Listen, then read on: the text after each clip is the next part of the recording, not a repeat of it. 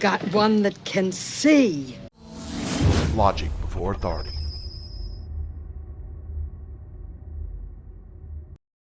Hi guys, this is Daniel Alexander Cannon here on Logic Before Authority. And we're going to follow up some more from yesterday. And yes, I see you on the website in the Wix chat, so I see you there. We're going to follow up on the video. I did some research after I did the show yesterday. It's how I do it sometimes, because when I see something, I like to see it myself before I go out and ask the internet if I'm right or not, or if I'm on the right track. And I use different methods to do it. And I want to show you just some stuff I found that came back in yesterday. And after I did my search, okay? So let's take a look at that, okay?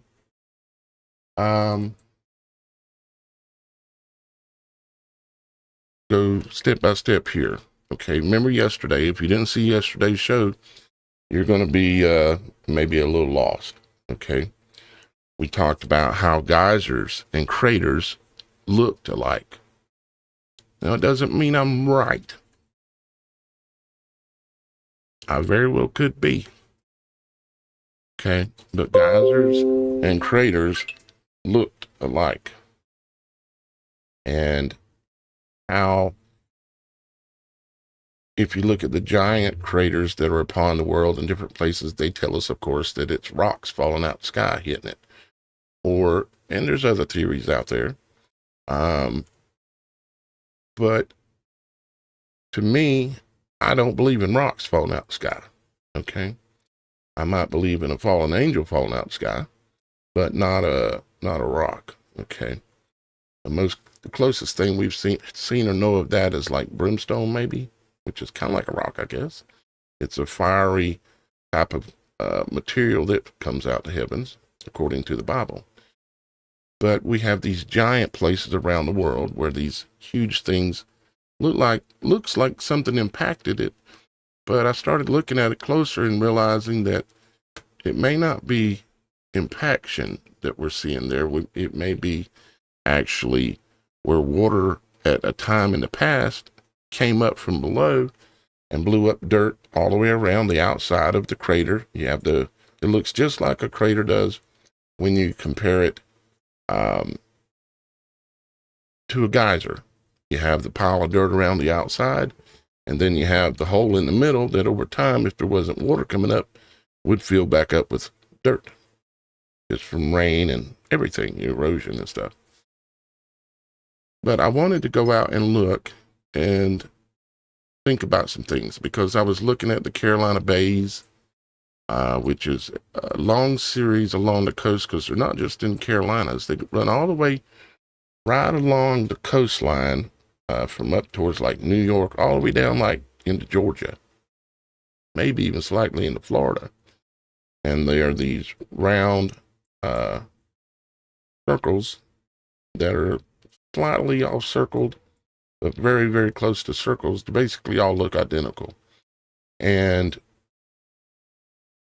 they claim that they're not meteor impacts or anything like that. They claim that they're something else. That's like literally what's said about them. The science version, you might say.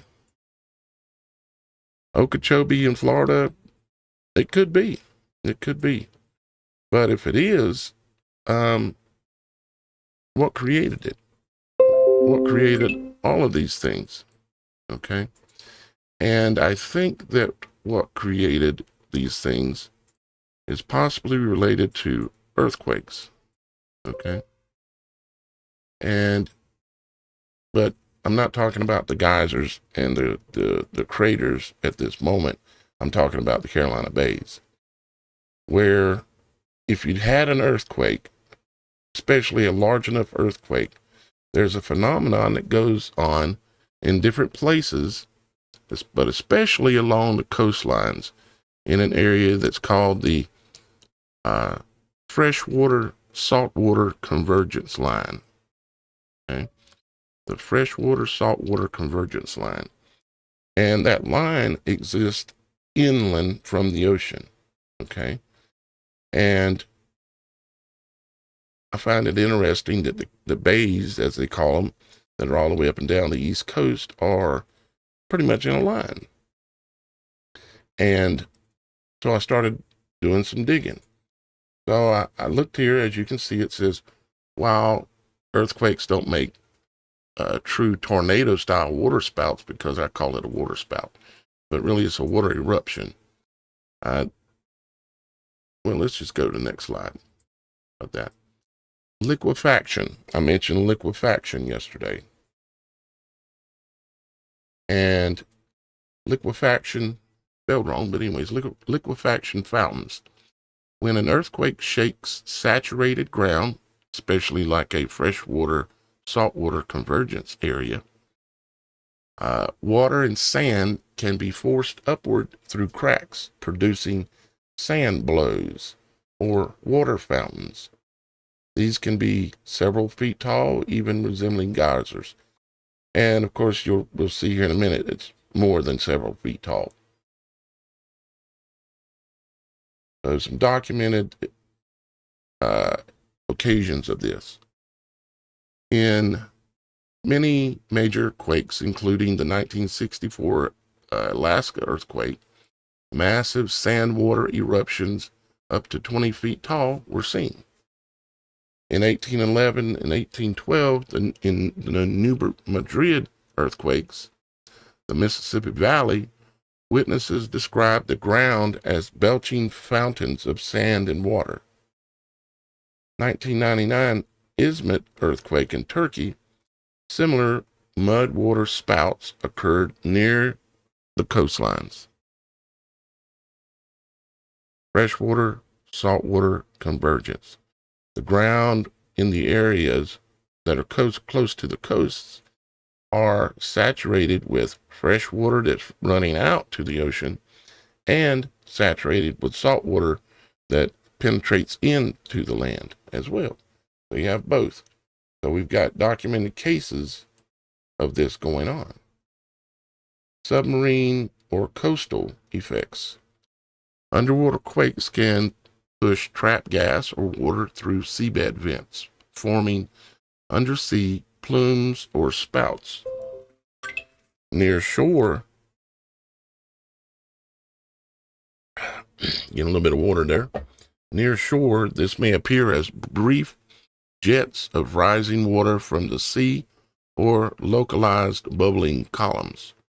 In shallow bays, observers have mistaken these for water spouts or columns of smoke rising from the sea.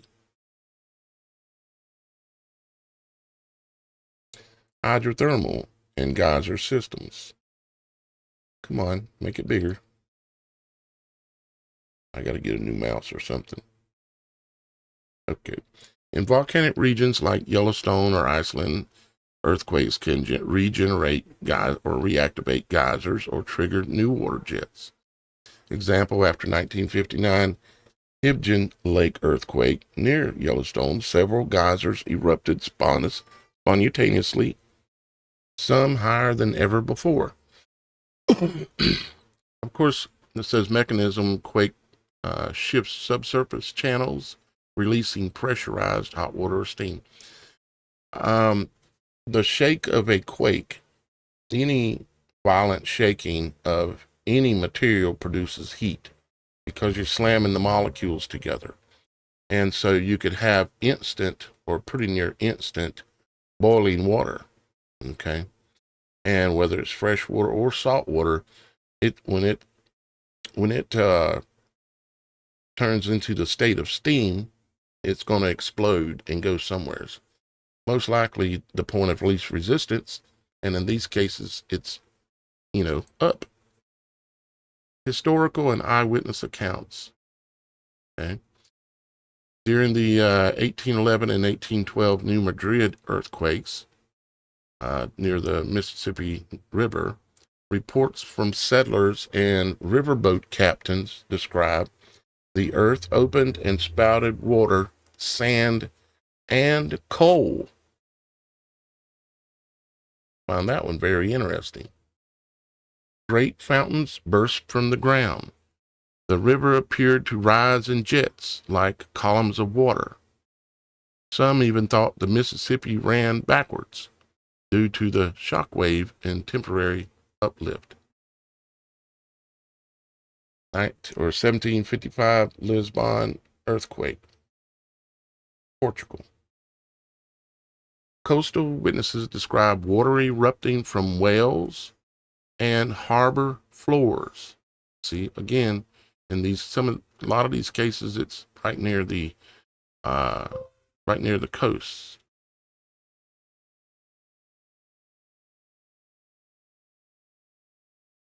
Yeah, I see your definition on BRAC on the website, my brother. Thank you. Offshore sailors saw columns of water rising in the sea before the great wave, likely submarine gas or displaced water. So, earthquakes causing water spouts that could cause crater-like impressions in the ground. And they would leave hills because they're going to blow that dirt up. It's there. All the dirt and mud that's mixed in from below, it's blowing it up in a spout. And it's going to come down and build a little hill around the outer edge, just like you see with craters. 1906 San Francisco earthquake. Broken water mains and liquefaction created erupting geysers of muddy water in parts of the city and nearby marshlands. And of course, we know San Francisco sits right on the coast. Japan, multi-Indo-period records. Chronicles from 1600s to 1800s mention sea spouts appearing before and during quakes, possibly related to seabed venting or small tsunamis. Again, quakes. Japan literally sits on the water, and it's a very small country. So water spouting from the ground, potentially creating craters. Mythic and cultural records. Many pre-scientific cultures recorded the sea boiling or fountains from the earth during quakes. Chinese chronicles, Tang and Ming dynasties speak of the ground breathing water and sand during quakes, an early description of liquefaction fountains. So I suspect along the east coast of the United States, all of the bays that I'm referring to, let me kind of show you again.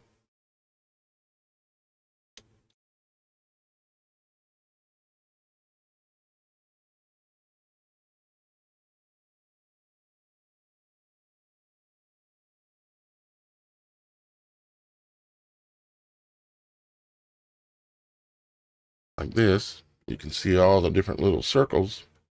I suspect that we had a very large earthquake on the East Coast and that it caused all of these that are in this line.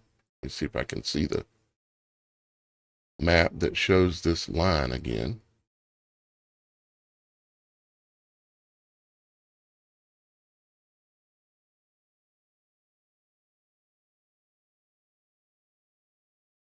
Like here.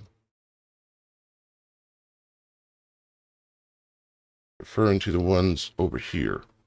Now, this is a map describing something else. It's describing potential for some asteroid exploding in the air and doing this.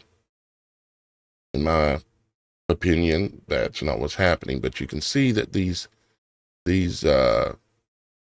locations where you have all of these bays, okay, like this, are all along the East Coast, okay? And let me see if I can find another good image that shows it.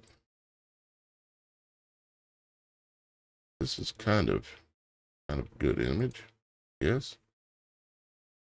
You can kind of see how concentrated they are. There's a lot of, they look like bubbles that come up from below.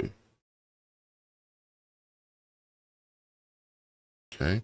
This is just part of my study in understanding how many things work and how these things come to exist. I've flown a drone over the Carolina Bays here in South Carolina before. I've flown a drone over them. I've walked over them on ground, and they're circles, and they have the dirt mounded all around them. Let's see here. Here's another image here. Okay. There's literally a mound of dirt all the way around them, like if it's as if dirt was thrown up from somewheres. And what I'm saying is it was from somewheres, but it was from below due to an earthquake. Now, we ultimately are going to find out and understand better what earthquakes are as well. But I'm not going to dive into that today. I'm going to dive into something, though, that is very interesting very soon here, which this isn't it here. This is a few more accounts of indigenous North America and oral histories describe rivers rising against the wind or earth vomiting water in earthquake stories from the Pacific Northwest and Mississippi Valley. Okay. Greek accounts 426 BCE describe earthquakes followed by water rising in columns from the sea near the whatever place, possibly early tsunamis or submarine plumes. Okay. Now this is just part and important because of a bigger study of what I'm trying to understand. I wanted to understand, I wanted to know what volcanoes are. And I've talked to y'all guys about what volcanoes are. They're the remnants of the giant ancient trees. And all that energy is stored down below in the ancient tree stump. And over the hundreds, thousands of years, it's transmuted and turned into basically this very volatile liquid that is superheated, that on occasions blows up, especially when it gets water infiltrating into the system. And then that water expands upon boiling and blows the volcano. And I also wanted to understand craters themselves, And so I did a little looking too more recently to see if I see anything. And it says mysterious 100-foot geyser erupts in U.S. state's oil field recently hit by earthquakes. So they had an earthquake in Texas, and it blew its top. Just had a spout come out of the ground. As you can see, the ground is saturated, been raining or whatever it is, and had an earthquake, and the spout came out of the ground. Rapture, closest word to rupture. Yeah, I see what you're saying there. I'm into the words, trying to discern what even we're saying when we're speaking. Absolutely. So, a recent report of this kind of activity. And this is another report talking about the moment an earthquake hits in Japan. Okay. And what it caused, it shows this video, the camera, but you can't see the image of what they're trying to show you. But the picture of it is right here. The water and mud blew out of the ground upon the earthquake striking. Okay. But I'm sure curious to put my mind at work on the earthquake phenomenon. But I'm also still down some other deep rabbit holes right now and got work running out my ears. I mean, I got 3 documentaries going. I'm going live every day of the week for 31 days straight on the October Superthon. Matter of fact, that might be a good time to give y'all guys an update here on that. Let's do that real quick.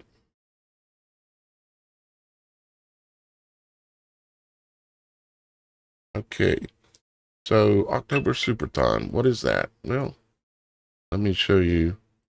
And I know not everybody here, or a lot of people here have seen it, but others have not, because we have a lot of new viewers. So take a look at this little video I put together.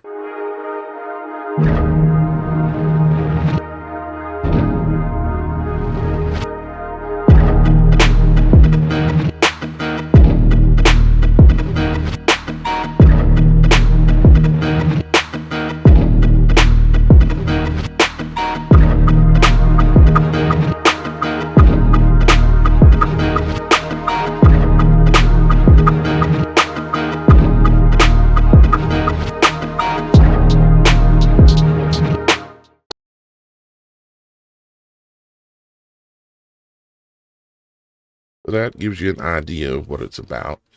It's about taking care of some things that needs to be taken care of. And with the normal average flow of income that comes in, I can't take care of these things. Like, I have a PC that has to be replaced right now. And it's going to cost at least $2,000 to get a proper PC that can run this studio, because I'm having serious problems with making a supernatural show go with multiple guests, like Roxy and Shannon and Miss Kim and others. And I want to have others, but I can't do others when it's about to blow up my PC, because I'm running it at 100% CPU. So I've got to upgrade.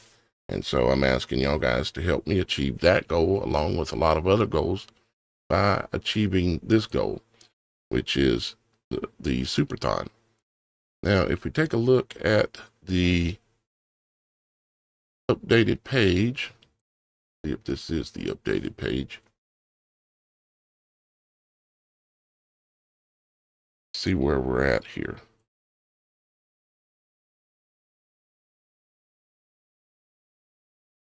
Okay, so we actually finally broke the $2,000 mark. We're at $2,019 raised since the 1st of October. Okay, and that is very awesome. But I'm hoping that there's going to be some people that are going to step in and help me move that needle on up, and hopefully achieve that 100% and get that $10,000, because there are multiple things that really need to be taken care of. And I would love to also share some of that with my team members that are involved in the Supernatural Show and the Supernatural Show Network. So, now to give you an update on who contributed this time, it was 2 people. John M. He made a donation via Venmo. And then we also had Chris M., which I thought it was just a donation, but it's actually better than that. He signed up for a level 2 membership on the Supernatural Show website. So thank you, John, and thank you, Chris. I greatly appreciate that support.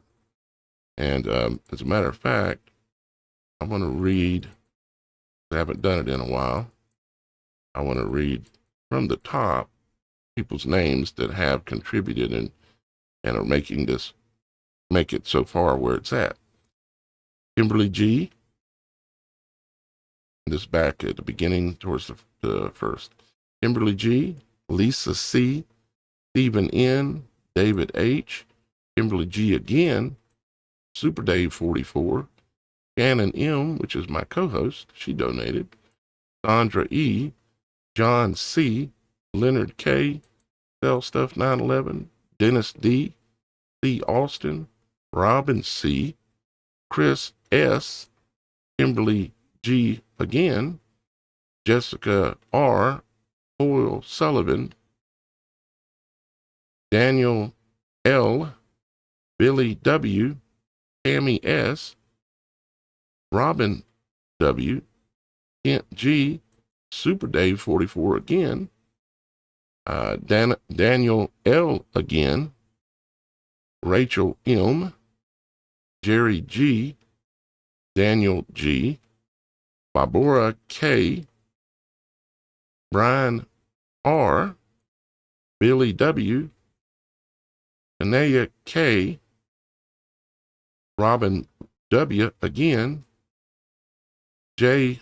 R. or John R., Gene T., and Daniel L. again for the third time, and Super Dave 44 for the third time, Diana K., and Gene T. for the second time, Karen J., and John M., and Chris M. from yesterday.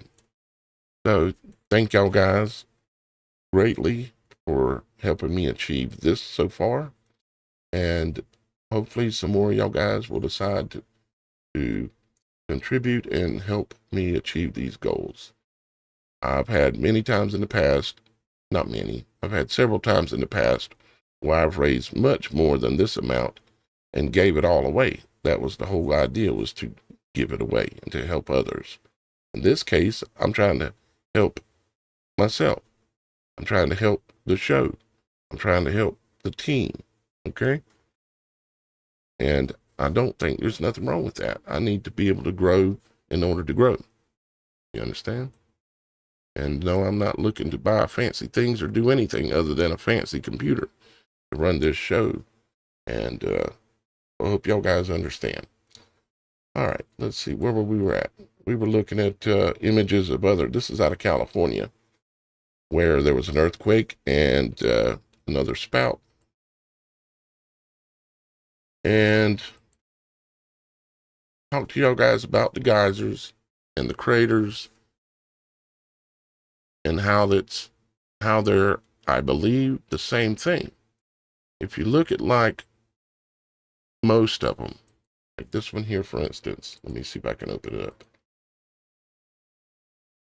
There typically is a mound of dirt around the outside that's pretty good, pretty significant, just like with a geyser. Okay. The geysers will have mounds of dirt around them as well. Okay. Makes sense because there's material being blown up from below, and then it builds a little hill around the edge of it. Right. So that's what you typically get. But you also typically are going to get in the center of them, there's going to be it's going to look a little different in the center. Okay. You can see where all the rain has fallen and you got these little trenches and all this dirt that's come down here. And whatever hole was here is now filled in, from where the water spouted up from previous. But it always looks a little different here in the center. Let's see if I can see another example for you.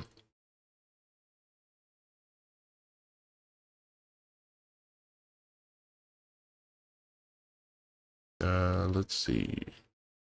Trying to show me moon stuff, which may be related. Here's another one. This one's in another location, and as you can see, the center of it looks a little different down there for some reason. As a matter of fact, it's got, some stuff growing down there, but this whole area right here looks a little different. And I noticed this on a lot of them.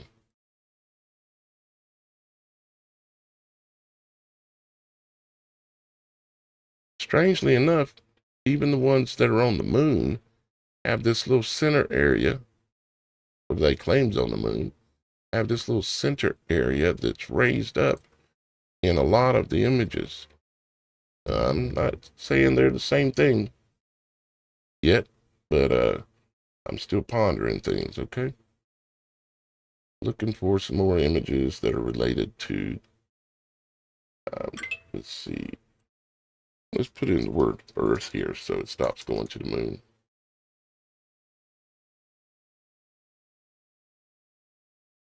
Okay. So you can see this one over here. Another kind of example of it looking, somehow different in the middle. And as you can see, this is a desert, but there's water coming from somewhere. It's right here in the center of this crater where something from outer space hit it. Why would there be water coming up, allowing things to grow in here? And this thing is massive, but there's a ring of water? Or is this where the hole was and there's still water coming up from below? Anybody with any logic out there? Anybody with any logic before authority out there? I think there are. I think you can see it.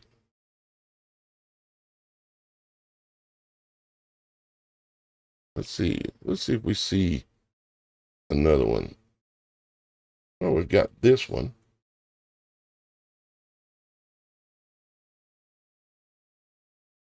And it's full of water. Oh, it's just rainwater, Daniel. Are you sure? It's just rainwater? Because this one's in the desert. Is that just rainwater too? Oh, Daniel. I don't think it's just rainwater.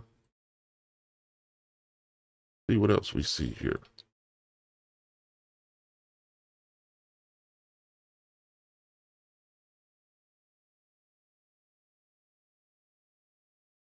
Y'all down there in the middle, you got stuff growing and it's green down there.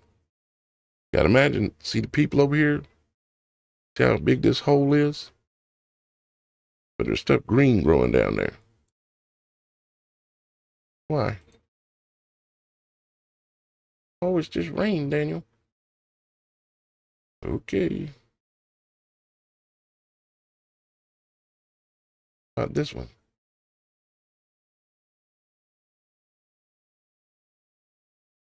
It might be the same one, possibly.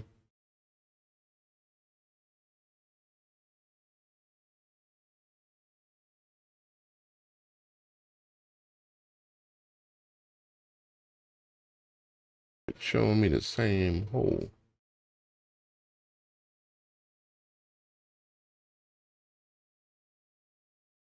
There are tons of them out there, but when you just run a quick search like this, it only gives you the most, I guess, the most popular or the ones they want you to see.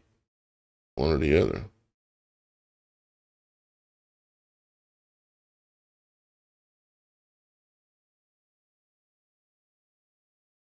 Kind of an interesting looking one too. A little different. That looks volcanic to me, actually, which would be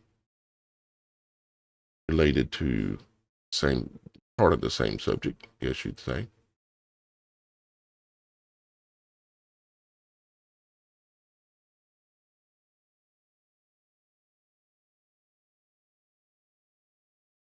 Mystery of Siberia's giant exploding craters. Really?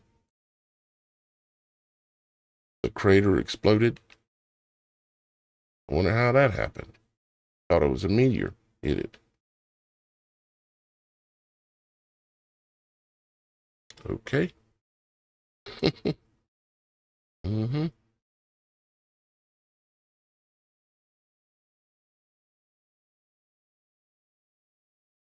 See, they're calling it a mystery as to why this crater that they were claiming was a crater exploded out of the blue.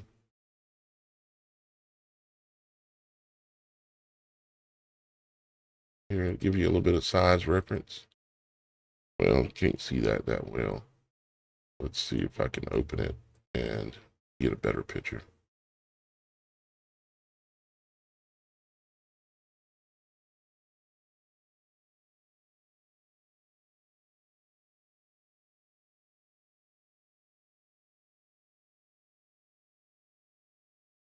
That's a little better.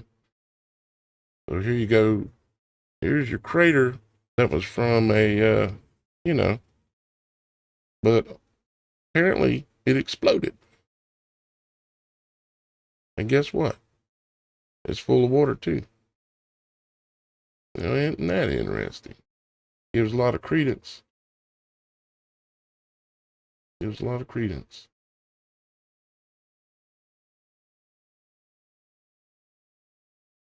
Different ones blowing up since 2014.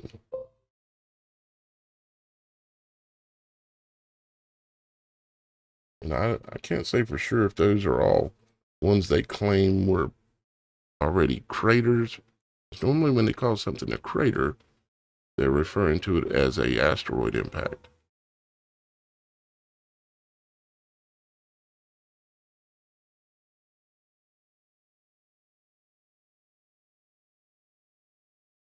Let's see, this one.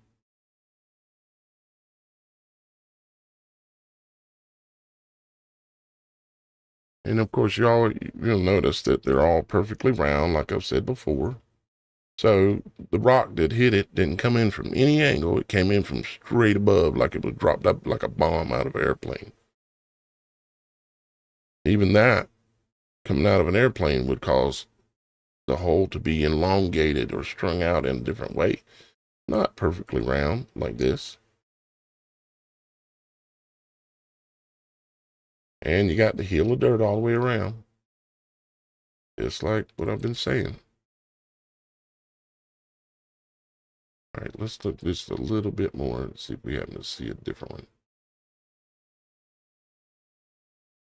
Even they're saying this is an impact crater.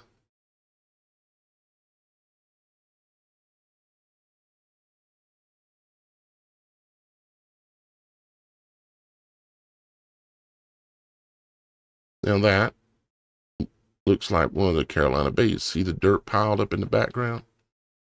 And obviously the person standing here taking this picture is standing on a hill. This water came from below and blew all this rock and debris out in a big circle around it. This is an earthquake spout. That's what I would call it.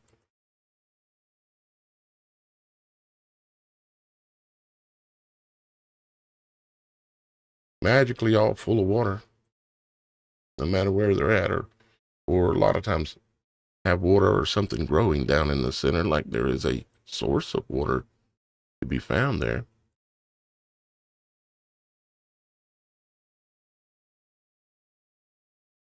Okay.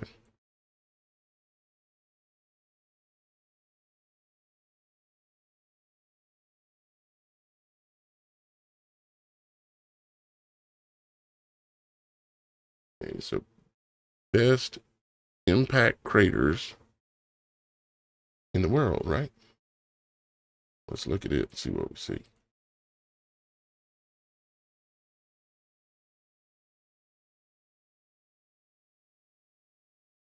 Best impact craters in the world. Yeah, it's got the dirt piled all the way around the outside. Full of water in the bottom. You're going to have pictures of everything, or you're just going to give me a list?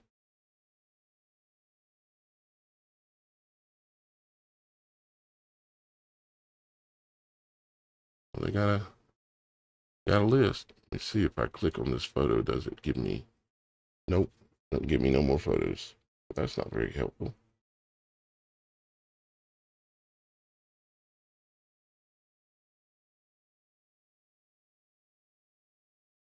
Ultimately, I will be pulling a lot of this together in either one or a couple of documentaries, because for some people, this has to be proven in a more professional manner in order for them to be able to see it, you know?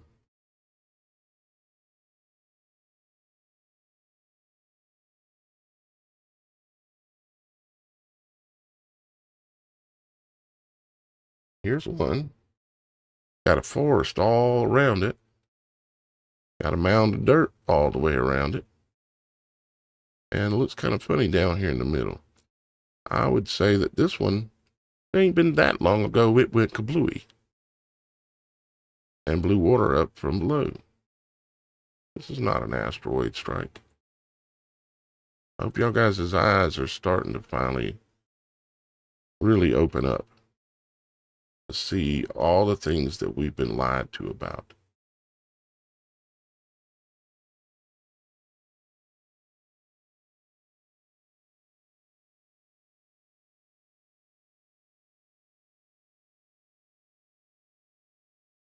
As well as all the truth that I'm able to bring y'all guys because y'all guys support my work.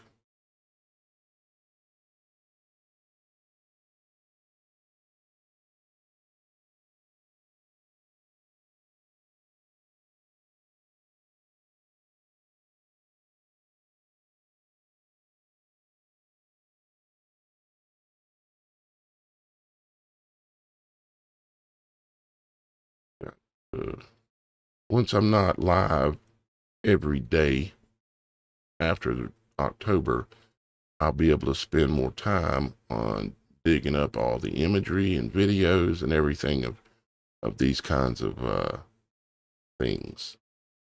Okay.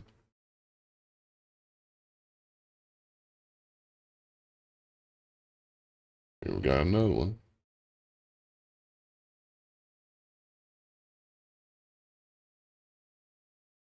So now we understand multiple more things. Now, could I be wrong somehow? Well, I need somebody to bring me some evidence, some logical evidence to explain. And what you have to do is you have to list the attributes of everything side by side and then see what is the most probable answer. Because I think that the one that is not the most probable answer will expose itself when looked at with a logical, critical mind.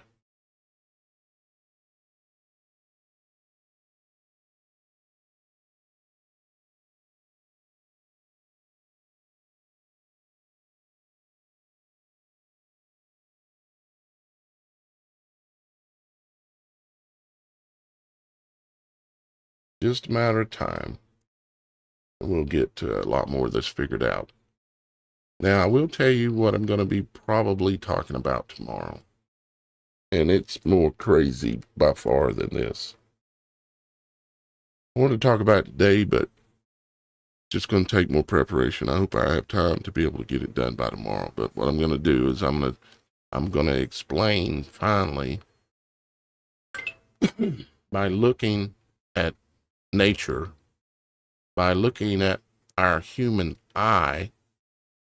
You see, photography, protons, okay, meaning light. Photography was invented by the study of the human eye and the way the human eye works. You have rods and cones in your eye. Okay?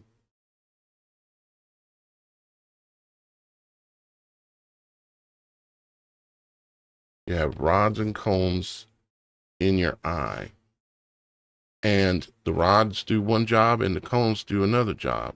One of them is sensitive to light and darkness. It creates a negative image for the brain to process. Creates a negative. Photography, when the old type of cameras where you had the negatives, photography was based on that. The way that the eye, like the old black and white photos, they were based on the same principle of the eye with the rods and cones. Now, you have, I think it's the cones that recognize the light differentiate, where there's dark and light. And the rods, I think, represent the color sensor. They sense color. Now, when you go back to the old black and white photos, it's all about a chemical process. And the rods and cones, that's what they produce, is a chemical reaction to the light. Okay. And so when you realize and understand how the eye works, you can understand how the world works and how even our heavens work. The sun, the moon. The sun is the positive side, which carries all the colors in it. Of course, the white light, if you fract it, you will get all the colors of the rainbow. And the moon, it is the negative. Masculine energy versus feminine energy. The moon produces the negative image. Okay. I'm going to leave it there. I'm not going to go into it anymore today. But by tomorrow, I'm going to explain to you what the moon is and explain to you why it is what I'm saying. And I'm going to prove it to you with your own eyes so you can see it. Okay? But for today, I'm going to leave it there, give myself just a little bit of an extra break. And because I am going live every day, imagine putting on a logical presentation every day. It ain't easy. Please support my work. Help me achieve the goals that I've set before myself, believing I can achieve them. The supernatural.show. The supernatural.show is the website. I love you. Father loves you. And we'll see you again real soon. Bye-bye for now.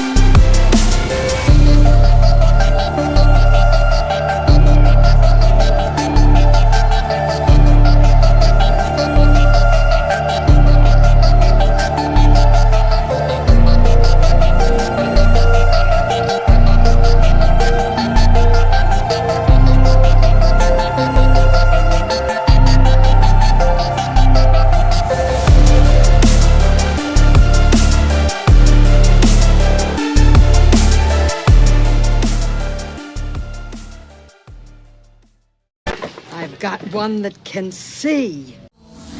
Logic before authority.